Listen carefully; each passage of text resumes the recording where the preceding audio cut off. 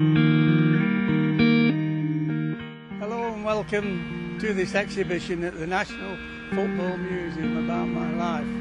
I feel honoured that you are able to share in my memories, and I'd like to thank all those who have helped to create for me a life in football that has been truly remarkable.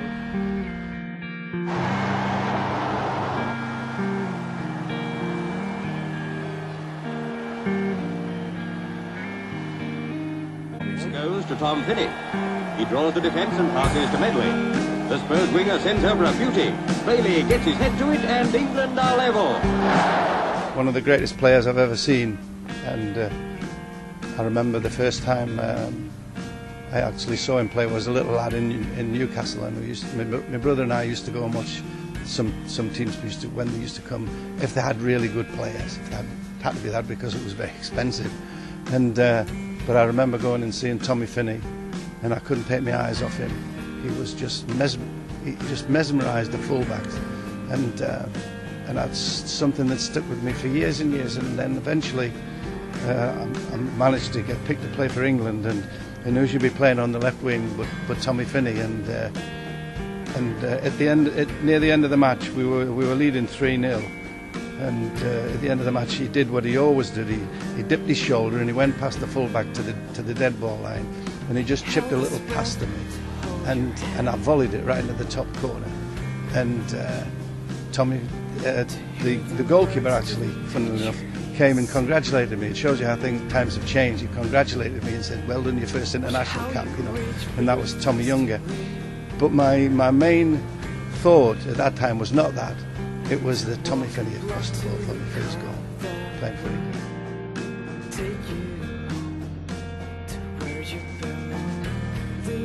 Ryan Giggs is a little bit like him, you know, but no, he was quite unique, really. Tommy, he was up and down. He had this little shuffle that you would recognise as soon as you saw him play. He was just an unbelievably gifted footballer. I mean, really gifted. Not only that, he scored goals that were at important times. I never really saw him until the end of his career. To think what it must have been like when he was about 19 or 20 must have just been sensational.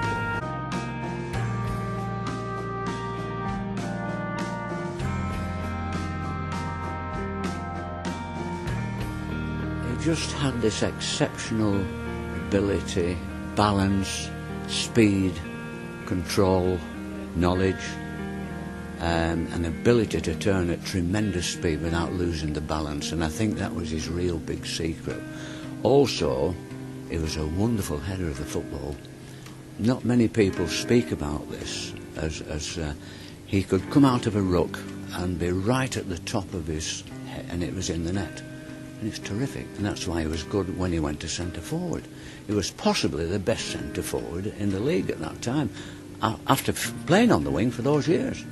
And of course he played on both wings for England, as we all know, and on top of all that, the most wonderful man you'll ever meet, certainly in the game.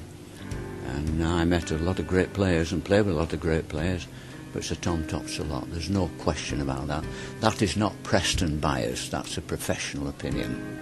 Well, I remember, you know, when Gary Peters had the job before me, Sir Tom used to come in and see him, and then when I got the job after Gary, Sir Tom used to come in on a Friday, we'd have a cup of tea, we'd talk about the game, and it was terrific because there's a lot of people now outside the game who, you know, talk badly of it. Sir Tom never talked badly of the game. He had a great knowledge as well. He was up to date with modern technology, things that were going on in the game. And I just found him a pleasure to speak to. And as I said before, you know, to have a chance to speak with Tom Finney, you know, you just don't get those moments. So I've always felt very privileged to have been given that opportunity.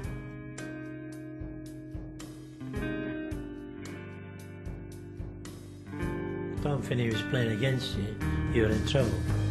The whole thing with Tom Finney was his ability to play.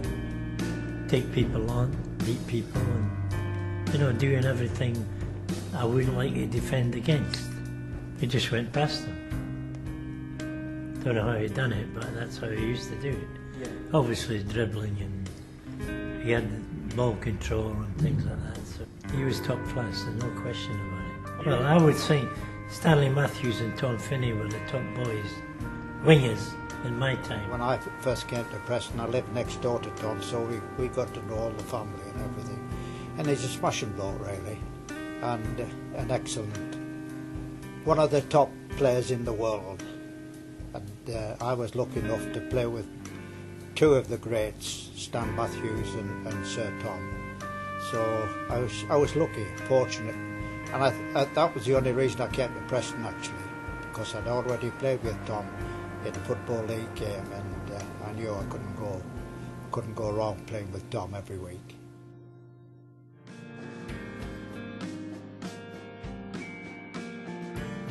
Sometimes hear, like the great Bill Shankly, talking, and the comparison between Stanley Matthews and Sir Tom Finney. That was always the comparison, and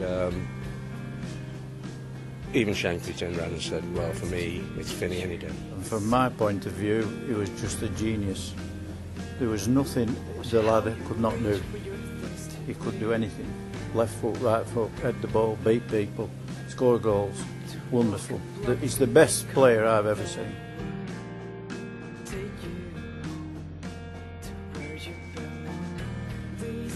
I remember once he'd been out injured and the Daily Express came to do a feature on Tom, and there was only me, Kenny Hayes and Les Dagger available in the afternoon. So they asked us if we'd sit on a bench while Tom lapped the track, and they took some pictures.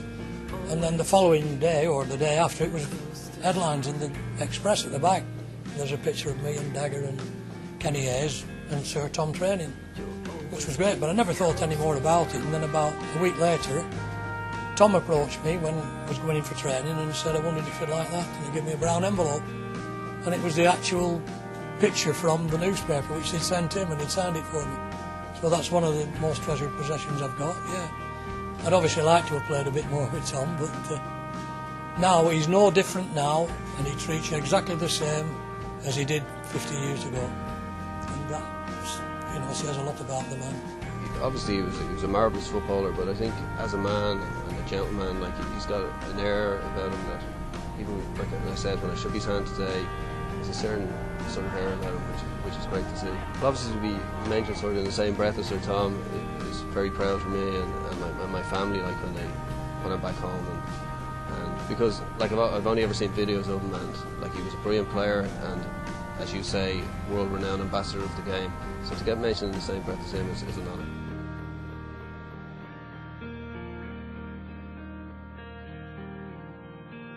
Tommy Finney was everybody's idol, including mine, and he's the best player I've ever seen.